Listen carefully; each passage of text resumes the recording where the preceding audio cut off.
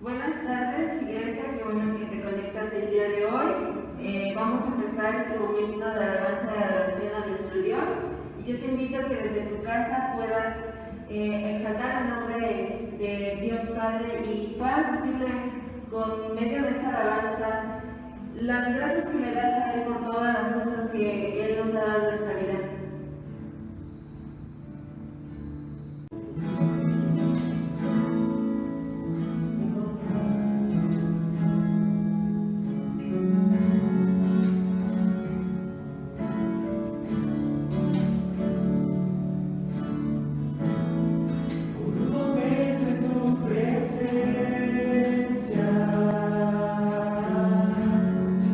Un instante de tu amor.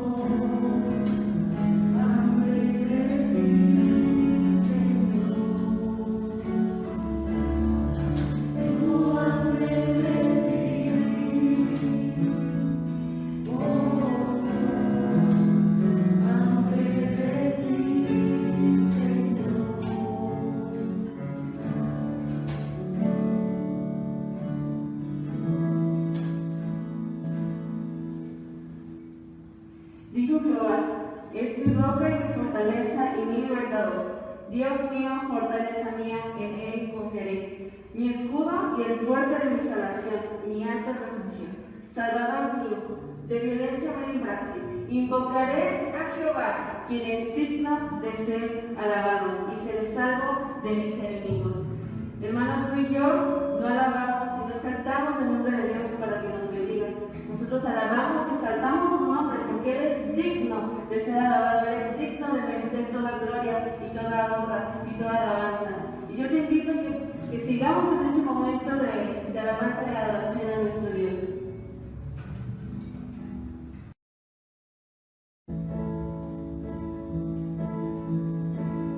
Cerca de ti yo quiero estar.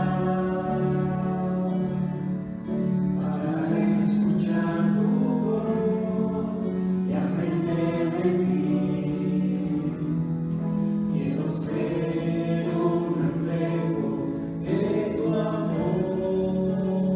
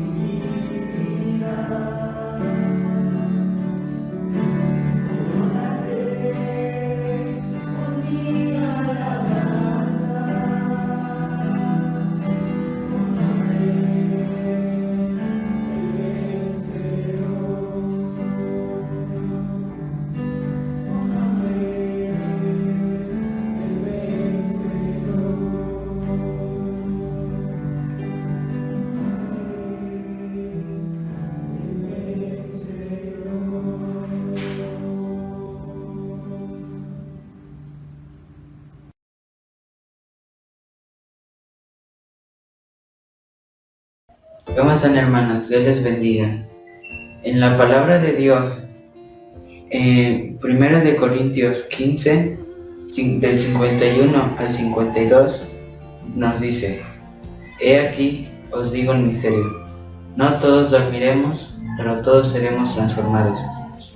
En un momento, en un abrir y cerrar de ojos, a la trompeta final, porque se tocará la trompeta, y los muertos serán resucitados, incorruptibles, y nosotros seremos transformados. En otra versión nos dice: pero escuchen este secreto, no todos moriremos, pero todos seremos transformados. En un abrir y cerrar de ojos seremos transformados. Esto sucederá al toque final de la trompeta, pues la trompeta va a sonar. Y los muertos serán resucitados con un cuerpo que nunca se pudre, y todos seremos transformados. Ese día va a ser muy sorprendente, muy espectacular y muy sorpresivo para los que se queden, ya que aquellos que se queden pues van a ver todas estas cosas, pero lo más impresionante es que nosotros, el templo, tú y yo, en un abrir y cerrar de ojos, estaremos en los brazos de nuestro Padre, en los brazos de Jesús, en esa tierra hermosa que Él nos ha preparado, que nadie ha visto o haya imaginado, con vestidos blancos, sin dolor, sin tristeza, sin lamentaciones, sin preocupaciones, sin enojos. Al contrario, nosotros estaremos en una gran fiesta con nuestro Padre Celestial, a la mesa con Jesús. Prepárate, Maranata.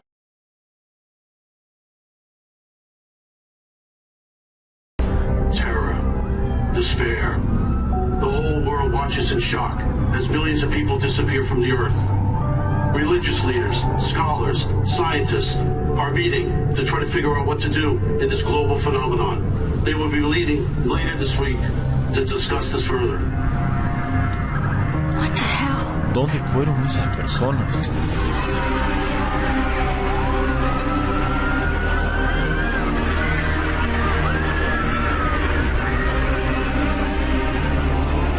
Let's begin. Ahora sí, llegó mi hora.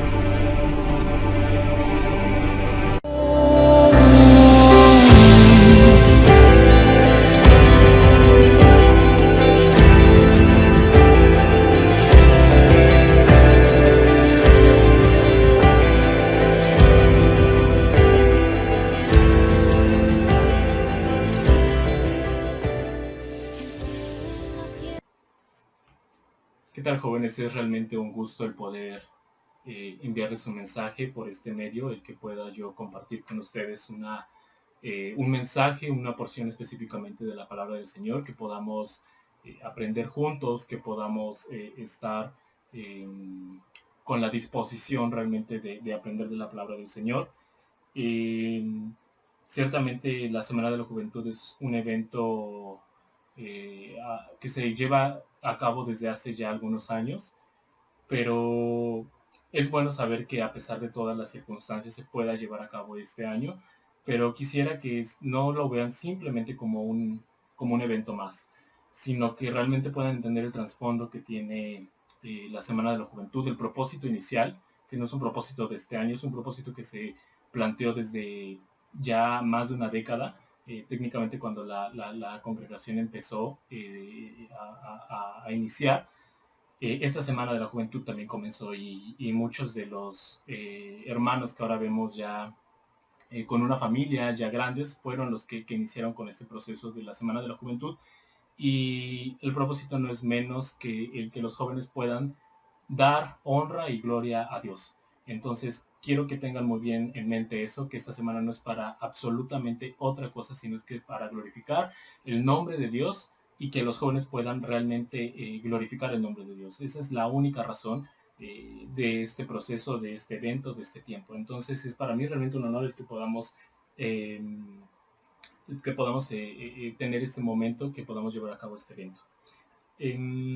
Se me pidió que yo diese un tema basado en 2 citas. La cita que voy a tomar como referencia en estos momentos, y quiero que vayan conmigo, es en la carta a los tesalonicenses, primera carta a los tesalonicenses, en su capítulo 4, en su versículo 13.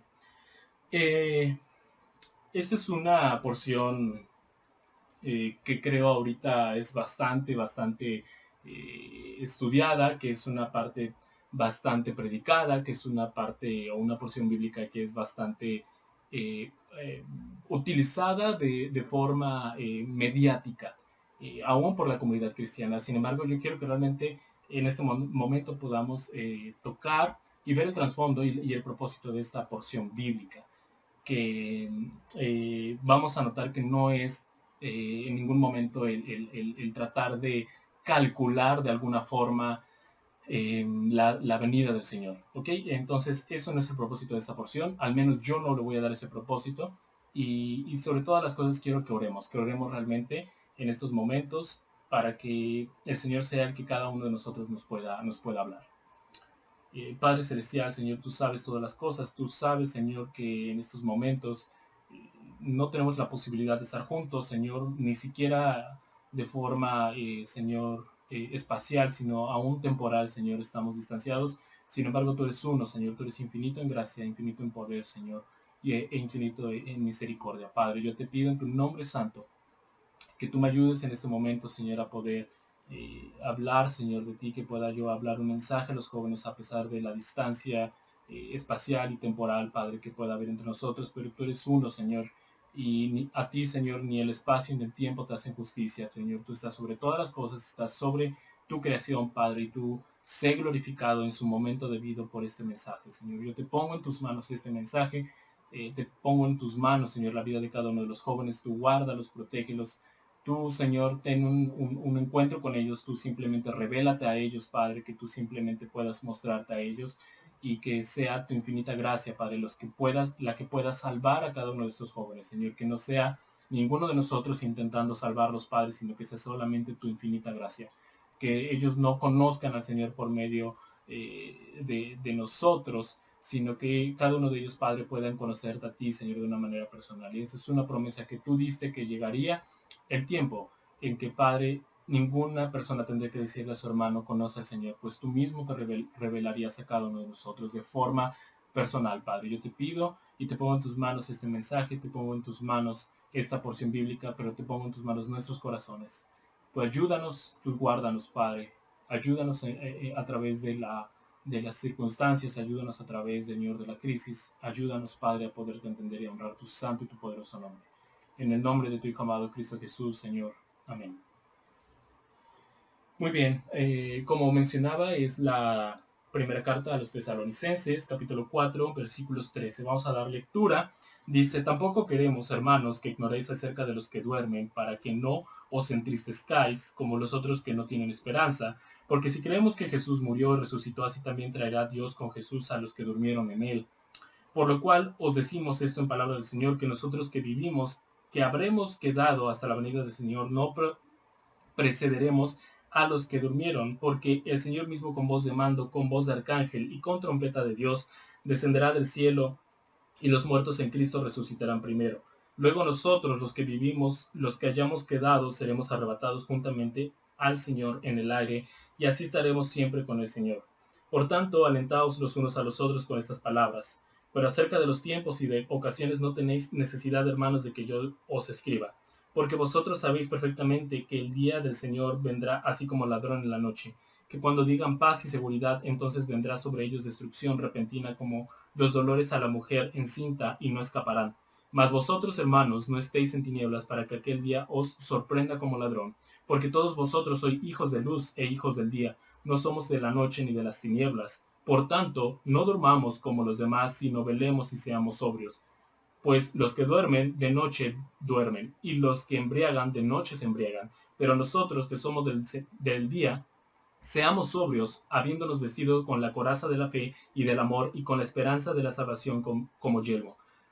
Porque no nos ha puesto Dios para ira, sino para alcanzar salvación por medio de nuestro Señor Jesucristo, quien murió por nosotros para que ya sea que velemos o que durmamos, vivamos juntamente con Él. Por lo cual, animaos unos a otros y edificaos unos a otros, así como lo hacéis. Esa es una porción, jóvenes, que en estos momentos está realmente explotada, pero por otro lado, desde el punto de vista doctrinal, pero aún todavía más, desde el punto de vista teológico, está completamente errada. ¿Y a qué me quiero referir con esto? Mucha gente actualmente está utilizando esta porción y muchas otras porciones que están en los evangelios respecto a la segunda venida del Señor, en los libros de Apocalipsis, en el libro de Daniel, para comenzar a generar cierta alerta sobre que el Señor Jesús ya viene, sobre que esto es una profecía, la pandemia en general, la situación actual económica, es una profecía de la segunda venida del Señor. Y es aquí donde quiero hacer bastante hincapié en que debemos ser críticos, que debemos analizar perfectamente la palabra del Señor. Primeramente, yo no puedo en este momento, ni lo voy a hacer, que es el predicarles o hablarles en este momento de esta porción bíblica sobre la segunda venida del Señor o sobre la parte del rapto. Yo no tengo ninguna intención en este momento de predicar acerca de esto. ¿Por qué?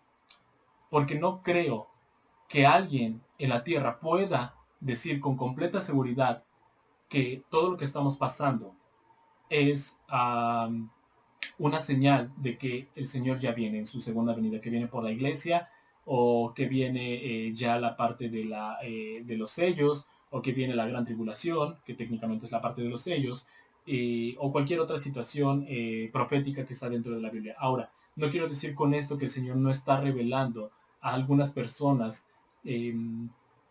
dándoles alguna visión acerca de los eventos que puedan venir, alertando a la iglesia que esté llamándonos, pero lo cierto es de que al menos yo y gran parte de los cristianos no podemos simplemente venir y decir que todo esto es acerca sobre la segunda venida del Señor.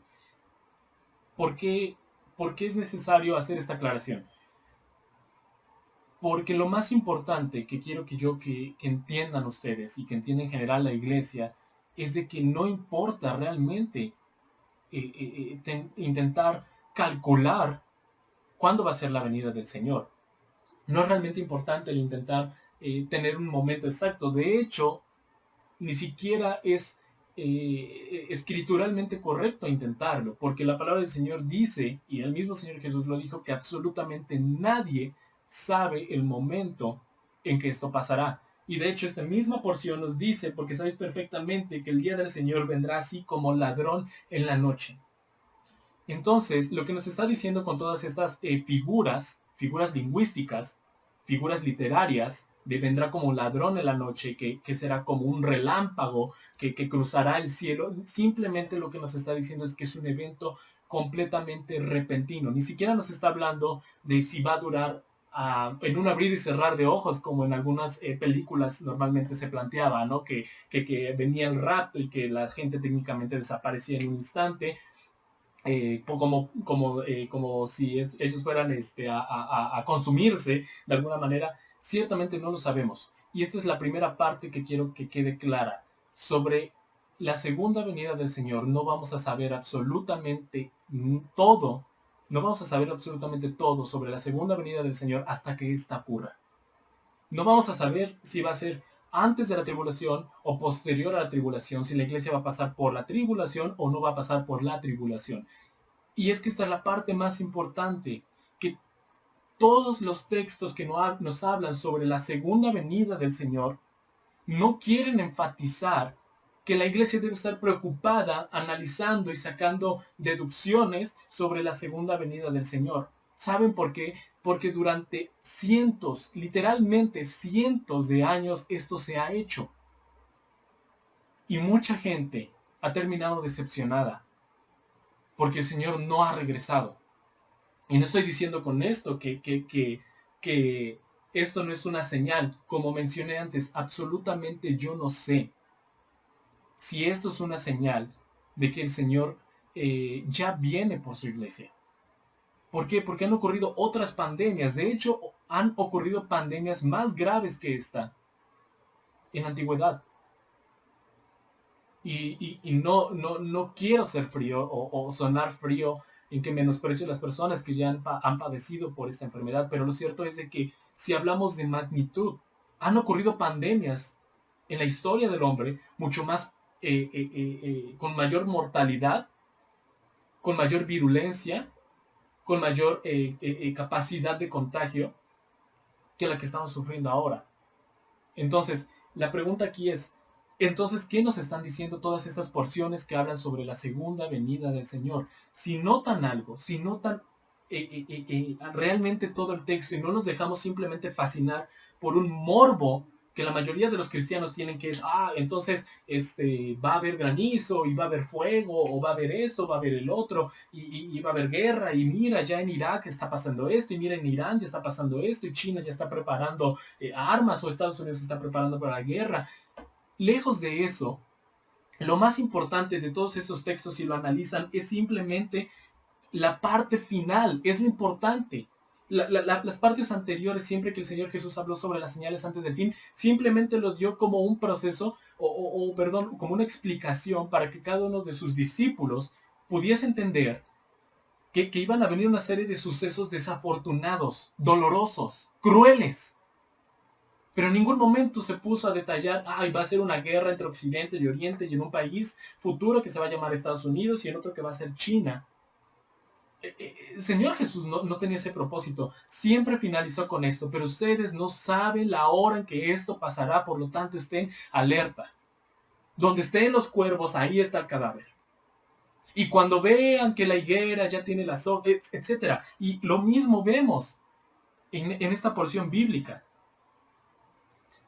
La parte aquí más importante es esta, es más vosotros, hermanos, versículo 4 del capítulo 5, más vosotros, hermanos, no estáis en tinieblas para que aquel día os sorprenda como ladrón. Aquí tenemos algo importante. El día del Señor va a ser, está de una forma literaria representado como ladrón en la noche, es decir, algo inesperado.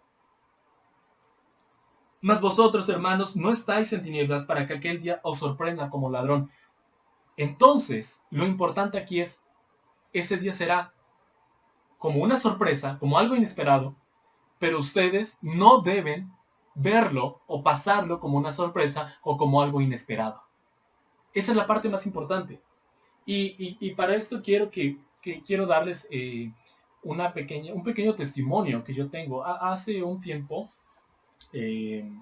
hubo una tormenta muy fuerte y realmente fue de tal magnitud esa tormenta en que yo realmente decía, Dios, ¿será que en este momento tú ya vas a venir? Porque realmente era de una forma los truenos y los relámpagos que yo pensaba y dije, bueno, quizás el Señor ya en un momento, ahorita voy a ver que el Señor viene o que el cielo se va a abrir, se va a partir en dos, no lo sé. No sabía realmente qué esperar. Y por un momento empecé a sentir temor. Y cuando comencé a sentir esta parte de temor, dije, es que eso es lo que el Señor siempre nos ha dicho a través de su palabra. Ustedes no deben sorprenderse sobre el momento en que empiecen a ver estas cosas. Ustedes no deben verlo como algo inesperado y mucho menos deben sentir temor. Porque si ustedes están confiados en mí, en su salvación, entonces viene la parte más importante que el Señor Jesús dijo después de dar las señales antes del fin, que dice, pero cuando veáis todas estas cosas, erguid vuestras cabezas, levantad vuestras cabezas, ceñid vuestros lomos, porque su redención está cerca. ¿Qué está diciendo el Señor? Lejos de temer, lo que ustedes deben es sentirse completamente felices. Y cuando vean estas cosas, deben sentirse alegres porque saben que van a ser redimidos pronto. Y estos jóvenes es lo que debemos quitar de nosotros. Porque todos aquellos que están utilizando este proceso en la tierra, tanto de la pandemia como de la crisis económica, que seguramente vendrá, y que posiblemente va a haber guerra, y que posiblemente va a haber desastres, Lo están utilizando para generar temor. Pero ese no es el punto doctrinal, ni es lo que nos está enseñando las Escrituras. Lo que nos está enseñando las Escrituras es, ¿estás listo realmente para recibir a tu Rey? Siempre se enfatiza esa parte. ¿Estás listo para recibirlo? ¿Estás listo para recibir al Señor si es antes de la tribulación, que sea un rapto? ¿Estás listo? ¿Estás listo para pasar persecución en caso de que la iglesia tenga que pasar por la gran tribulación? ¿Estás listo para este proceso? Joven, ¿estás listo para sentir la espada en tu garganta, en tu cuello? Para ver la espada, el arma, en la cabeza, en la nuca de tu padre, de tu madre. Y a ustedes como iglesia en general, ¿están listos para ver a sus hijos, a sus propios jóvenes, siendo apuntados con un arma, siendo torturados, para que nieguen su fe? Y si la primera reacción que tenemos es temor, como ya la tuve en su momento, créanme que no están listos para lo que viene.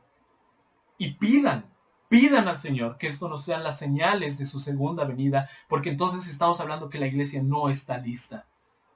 Porque hay una iglesia que se está confiando a que la segunda venida del Señor va a ser antes de la tribulación. Mi pregunta es, ¿y si es después, qué va a pasar con ustedes? Cuando vean a sus hijos apuntados, cuando vean a su esposa posiblemente torturada o muerta por causa del Evangelio. Y déjenme decirles algo, que la muerte de algunos de nosotros no va a ser un mártir, no va a ser vista como un mártir por la sociedad. No vamos a ser vistos como personas buenas que fueron ejecutadas por un Estado o un gobierno malvado, demoníaco, diabólico. La sociedad va a ver bueno, va a estar de acuerdo con la muerte de cada uno de nosotros porque somos intransigentes, porque somos retrógradas, porque somos ortodoxos, porque somos antiguos, porque creemos en un Dios que limita el avance de la sociedad. Incluso algunos de nosotros van a ser acusados de violadores, de pederastas, de calumniadores, de personas que lucran con el dinero, de personas que intentan convertir a las personas que son homosexuales y que atentan contra sus derechos.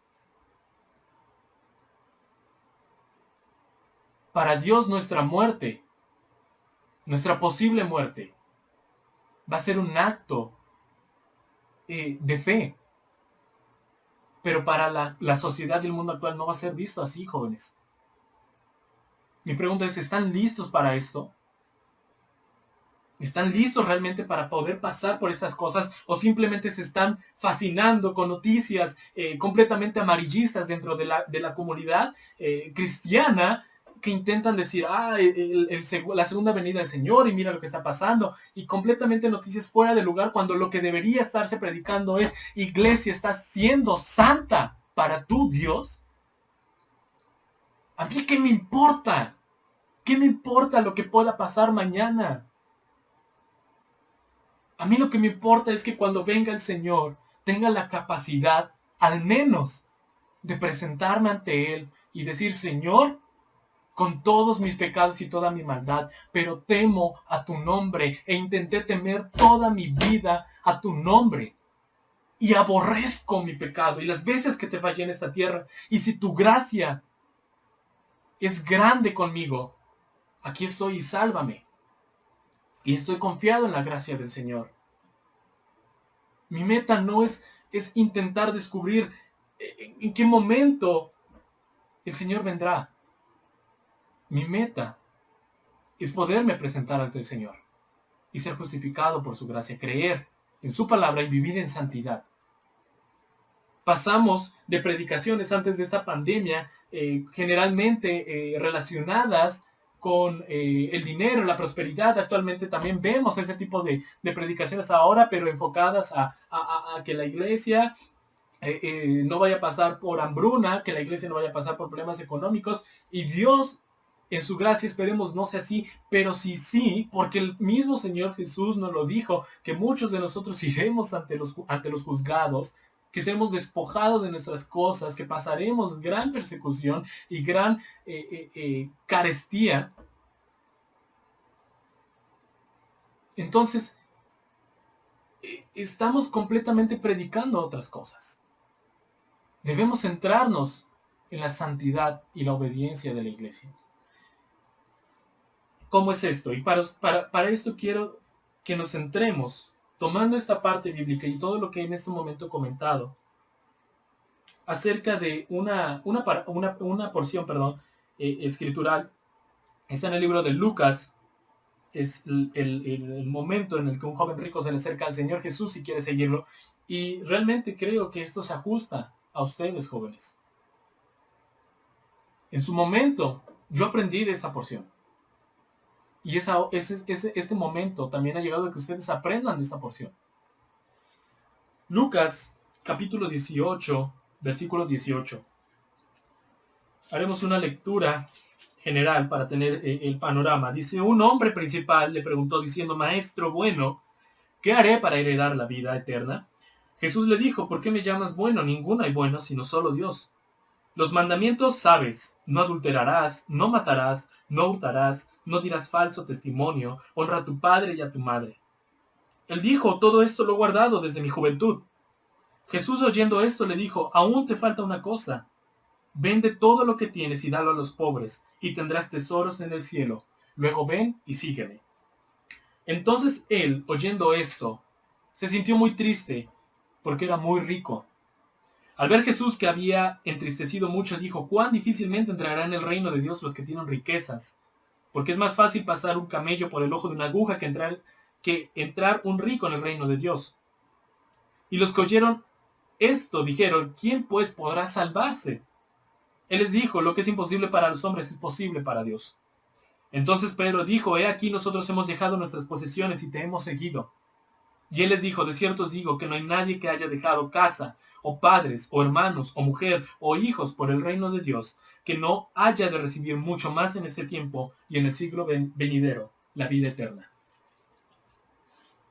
Vamos a ir analizando esta parte porque esa es una parte que se adecua completamente a los jóvenes. Y no simplemente estoy hablando de ustedes. Tuve la oportunidad de trabajar con jóvenes, de platicar con jóvenes, de integrarme a grupos de jóvenes en la Ciudad de México cuando estuve allá. Grupos muy grandes, realmente muy grandes, pero que realmente me hacía pensar en la situación actual de la iglesia joven universal. Porque estoy seguro que lo que vi aquí y lo que he visto allá es lo que veré en otros países. Y quizá en otros países pueda ser aún peor. Comenzamos con la primera parte. Dice, un hombre principal le preguntó, Maestro, bueno, ¿qué haré para heredar la vida eterna? Versículo 18. Y es aquí donde me quiero detener. Estamos viendo que era un hombre principal, que era una persona importante dentro de la sociedad en ese momento, dentro de la comunidad. Y también por la parte siguiente podemos ver que era una persona moralmente aceptable.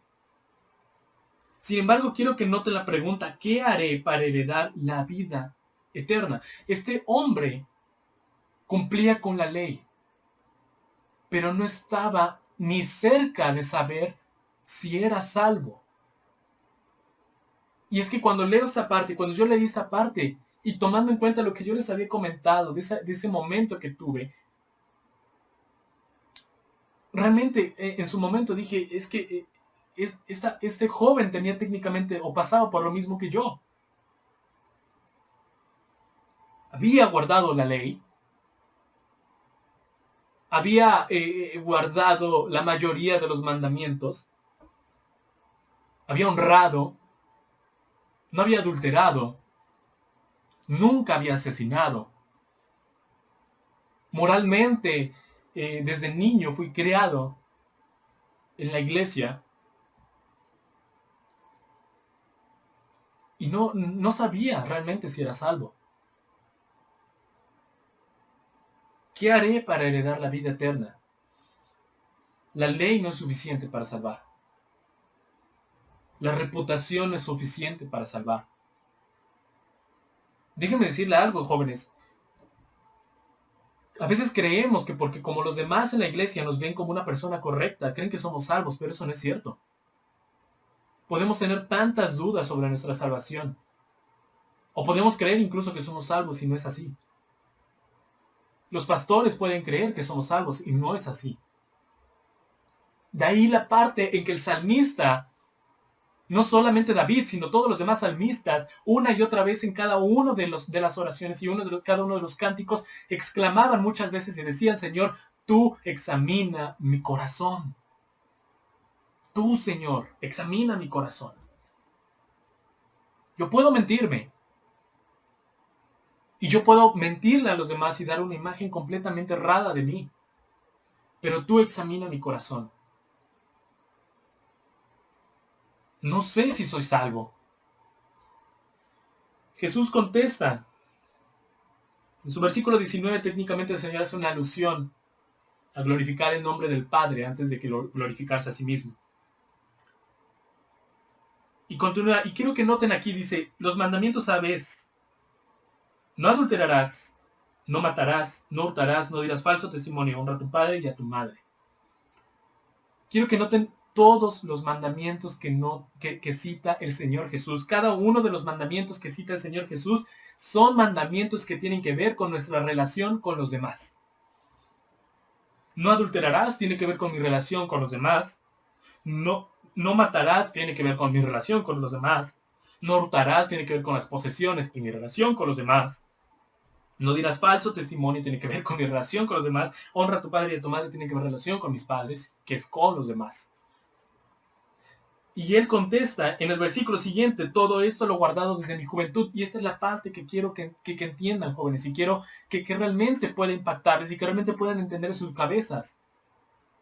Su relación con los demás, aún entre la iglesia, puede ser perfecta. Pueden ser ustedes realmente adorados y respetados como líderes en potencia del grupo juvenil. Y pueden decir de ustedes: mira, se están esforzando, mira, qué bien se comportan, mira, los chicos están avanzando, pero eso no habla absolutamente de su relación con el Señor. Todo esto lo he guardado desde mi juventud. Todo esto lo he guardado desde que era pequeño. Muchos de ustedes han guardado estas cosas y pueden seguir con dudas sobre su propia salvación. Pero aquí viene la parte más importante y el clímax de este momento. Jesús, oyendo esto, es como si el Señor Jesús en su momento queda callado. El Señor Jesús conoce el corazón de aquel joven, sabe lo que va a pasar. Y Él le dice la ley y va citando los mandamientos. No sé si son todos los mandamientos que el Señor citó. Quizá algunos de los evangelistas, algunos de los escritores simplemente resumieron o pusieron las partes más importantes. No sabemos si este fue el diálogo completo que realmente pasó. Eso hay que recordarlo, y una y otra vez lo he enfatizado en las clases de escuela dominical. Pero el Señor Jesús en este momento lo podemos imaginar escuchando. El Señor diciendo: no matarás. Y aquel joven diciendo: no he matado, Señor. Ok, no hurtarás. Muy bien, yo nunca he hurtado. De hecho, había gente posiblemente alrededor de él. Llevaba sirvientes quizá, o algún ayudante, porque era una persona importante. Y unas multitudes siempre seguían al Señor Jesús. Entonces todos estaban escuchando, y posiblemente nadie de ellos podía negar esas cosas. No, este joven nunca ha hurtado. Este joven nunca ha matado. Señor Jesús, nosotros podemos corroborar eso. Este joven es íntegro. Es un joven íntegro. Dile cómo que ya es salvo. Porque él ha guardado toda la ley. Dile que ya es salvo, Señor Jesús. Pero el Señor Jesús oye, escucha. Ok. Muy bien. Pero te falta algo. El Señor Jesús ve en el corazón, y esa es la parte importante que se relaciona con lo que les comentaba de los salmistas diciendo: examina tú mi corazón. Tampoco podemos ser duros con aquel joven, porque podemos notar en aquel joven que él intenta ir con el maestro, intentar ver cuál es la forma de salvarse. Tiene una necesidad. Y el Señor responde al examinar su corazón. Le dice, te falta una cosa, vende todo lo que tienes y dalo a los pobres y tendrás tesoros en el cielo. Después ven y sígueme. Y es que esa es la parte más importante de todo. Algunas personas en este momento pueden decir, oye, estás completamente equivocado. Porque si tú lees, está hablando de riquezas, no está hablando de otras cosas en el sentido que tú le vas a dar. Pero quiero que entendamos realmente la forma en la que el Señor Jesús se está refiriendo. Podemos verlo en el versículo, en los versículos posteriores, a qué se está refiriendo el Señor realmente. Con riquezas, con posesiones. No está hablando simplemente de, ve a vender tu Mac, o ve a vender tu iPhone, o ve a vender tu Galaxy, o ve a vender, híjole, pues no sé qué más tienes, pues ni trabajas, ¿no? Entonces, pues nada más las poquitas cosas que tienes, ve a venderlas y dónalas, dalas como ofrenda, dalo como eso. El Señor no se está refiriendo a eso. Porque podemos ver en los siguientes versículos, con los diálogos que tiene con sus discípulos, que ellos dicen, nosotros hemos dejado todo, todas nuestras posesiones, y te hemos seguido. Y el Señor ya enlista una serie de cualidades que van más allá de una riqueza material. Y dice, de cierto os digo que no hay nadie que haya dejado casa, o padres, o hermanos, o mujer, o hijos por el reino de Dios. Y el Señor no se está refiriendo simplemente a si ustedes son ricos jóvenes, si ustedes tienen el mejor iPhone, o que si son pobres, híjole, pues ya la libraron. Ya no tienen nada que dar, soy pobre. El Señor Jesús no se está refiriendo a eso. No está hablando de comprar la salvación. En ningún momento. Y esto lo podemos corroborar para reforzar en el mismo libro de Lucas. Libro de Lucas, capítulo 14, versículo 25. Lo que cuesta seguir a Cristo. De hecho, eso es antes. Dice, si alguno viene a mí y no aborrece a su padre y madre y mujer e hijos y hermanos y hermanas y aún también su propia vida, no puede ser mi discípulo. Y el que no lleva su cruz y viene en pos de mí, no puede ser mi discípulo. Porque ¿quién de vosotros queriendo edificar una torre no se sienta primero y calcula los gastos a ver si tiene lo que necesita para acabarla? No sea que después haya puesto cimiento y no pueda acabarla. Todos lo que vean comienzan a hacer burla de él, diciendo, este hombre comenzó a edificar y no pudo acabar. Quiero trasladar esto a todo el contexto que estamos hablando. Aquel que no ha calculado si tiene lo necesario. Aquel que ha guardado los mandamientos, pero aún le falta uno. Y por ende no es salvo. Podemos decir que nosotros hemos comenzado a edificar. Tú, joven, has comenzado a edificar muy bien. Comenzaste con reuniones. Has guardado la mayoría de mandamientos en lo que puedes. Estás en el ministerio. En alguno de los tantos ministerios. Eres líder de jóvenes, quizá.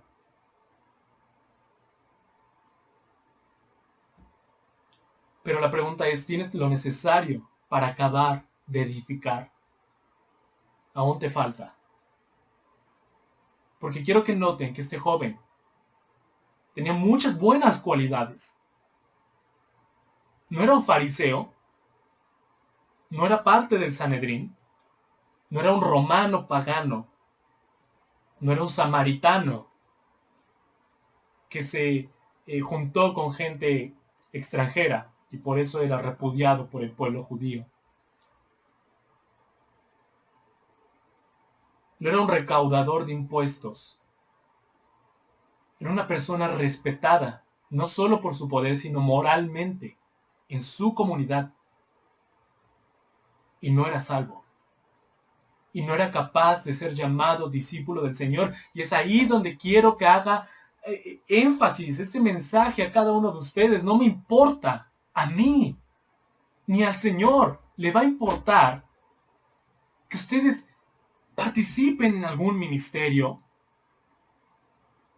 o que hayan guardado o no guardado algún mandamiento, si son incapaces de negarse a sí mismos y tomar su cruz e ir en pos del Señor? ¿Y qué significa tomar la cruz? Tomar la cruz no es tener una vida difícil. Tengo que sufrir, porque si no sufro, no estoy tomando mi cruz. Eso no es lo que se refiere. Tomar la cruz del Señor es crucificar literalmente nuestra carne. Y duele. Duele. Lo digo por experiencia. Duele. Tomar tu cruz es aborrecerte por haber pecado contra el Señor. Aborrecer tu pecado. No lo ves igual. No ves igual la forma en que te comportabas hace un tiempo y la forma que te comportas ahora. Y no importa que hayas cambiado. Estás feliz, gozoso porque el Señor ha hecho la obra en ti, pero ves tu pasado y te aborreces.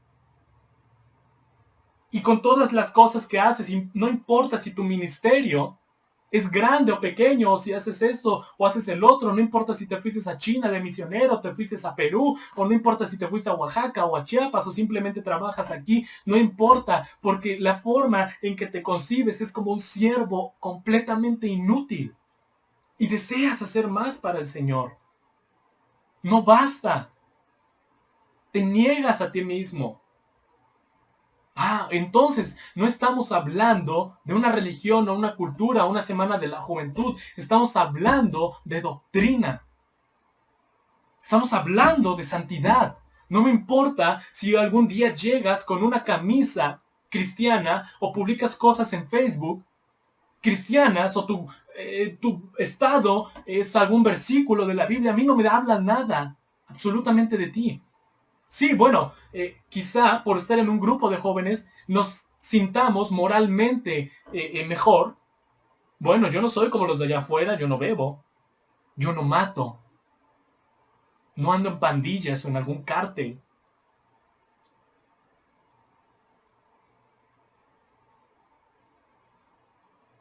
Pero la moralidad no sirve absolutamente de nada delante del trono de Dios.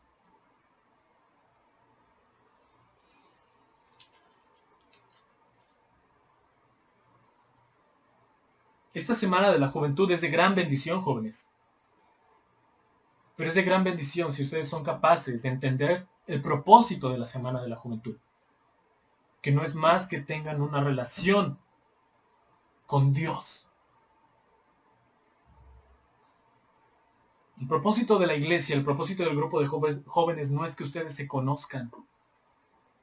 No es que ustedes tengan una autoestima alta. No es que ustedes disfruten. El propósito de ustedes como grupo de jóvenes es que cada uno de ustedes pueda buscar el rostro de Dios y ayudar a otros a encontrarlo cuando comiencen a retroceder. No es para socializar.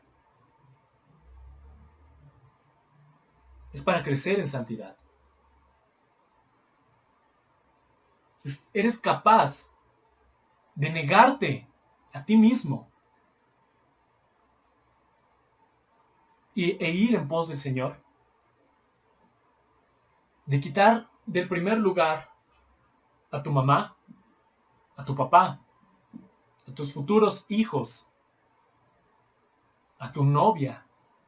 Respecto a esto, ustedes jóvenes, ¿cuántas veces le han pedido al Señor realmente saber si la persona con la que están es correcta para ustedes? O si siquiera tienen, que el Señor quiere que tengan una relación. ¿Por qué creen que la mayoría de los matrimonios actuales fracasan tanto? ¿Por qué creen que la mayoría de las relaciones en los jóvenes se deshacen tan rápidamente? Porque ustedes no han ido delante del Señor y han dicho: Señor, esta jovencita me atrae. ¿Conoces mi corazón? No puedo ocultártelo. Pero Señor, quizás sea mi carne la que esté hablando. Te lo pongo en tus manos. Yo quiero. No lo voy a negar. Pero no quiero ofender tu nombre. Porque entonces las cosas van a salir mal. ¿Cuántos están dispuestos a eso, jóvenes? ¿Cuántos están dispuestos a morir a causa del Evangelio? ¿Cuántos están dispuestos a dejar sus carreras? ¿Cuántos están dispuestos a dejar su ciudad? ¿Cuántos están dispuestos a pasar la mayor parte de sus vidas en el ministerio delante del Señor para hacerlo crecer, hacer crecer su reino? ¿Cuántos de ustedes están dispuestos a pararse y dar un mensaje en el nombre del Señor? Y que aún este mensaje pueda costarles la popularidad en las iglesias.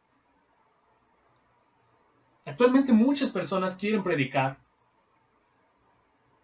pero quieren predicar porque quieren tratar de quedar bien, dar un mensaje placentero a la iglesia. Muchos jóvenes tienen la falsa idea, y esto lo pude aprender en algunas de las misiones allá en la Ciudad de México, de que la idea que tienen sobre las misiones es de que van a ir y predicar y que la gente ahí les va a hacer una estatua y van a levantar una iglesia en ese mismo momento. Van a decir gracias por traernos el mensaje. Eso es lo que no va a pasar. Lo que va a pasar es de que van a llegar ahí y van a predicar.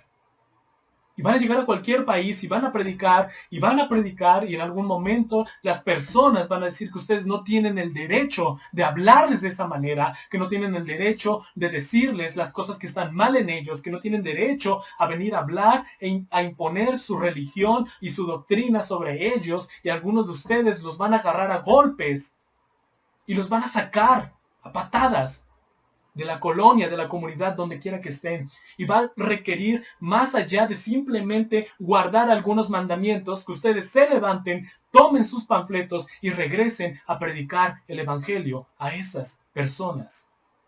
Requiere de una pasión por el Señor. Y eso no nace simplemente por leer o estar en un grupo de jóvenes. Entonces, versículo 23, oyendo esto, él se puso muy triste, porque era muy rico.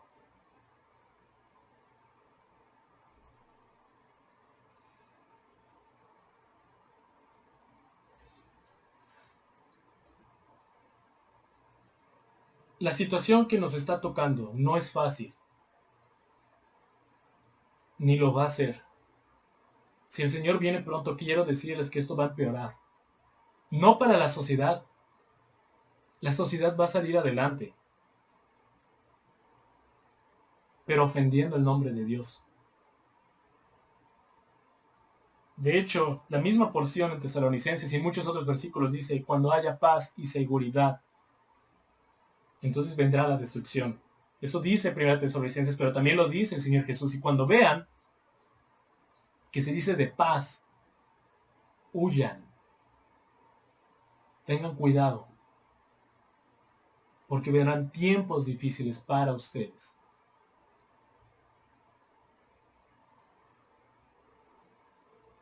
Los tiempos actuales requieren jóvenes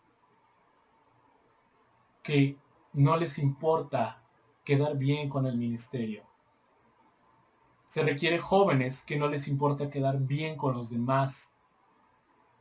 Hablando de una fachada, de un maquillaje religioso. No estoy hablando de ser soberbio o altanero. Estoy hablando que el motivo principal de estos jóvenes, de esta generación que va a pasar por posiblemente estas cosas, son jóvenes que tienen pasión por el Señor. Pasión por el Señor. Esforcémonos. Esforcémonos, jóvenes. Salgan de Facebook. Dejen WhatsApp de responder tantos mensajes. Salgan de Twitter o de Instagram. Apaguen YouTube. Dejen de leer tantos libros de cualquier otro tema, aún cristiano, y pónganse a leer este libro. ¿Qué quiere el Señor? No me importa cuál es la interpretación del teólogo más reconocido si va en contra de la voluntad del Señor. Lo que a mí me importa es saber cuál es la voluntad del Señor, y eso no se logra más que leyendo este libro de Génesis, Apocalipsis.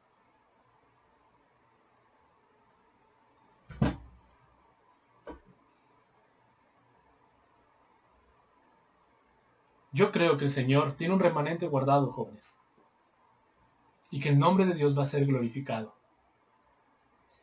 Me despido de ustedes. Después de todo esto, yo sé que puede parecer duro lo que les estoy diciendo, pero es preferible decir estas cosas a ser culpable después por no decirlas. El deber de la atalaya, que lo tenemos todos. Pero siempre me gusta finalizar con las promesas, porque el Señor no nos dice nada más las cosas para espantarnos.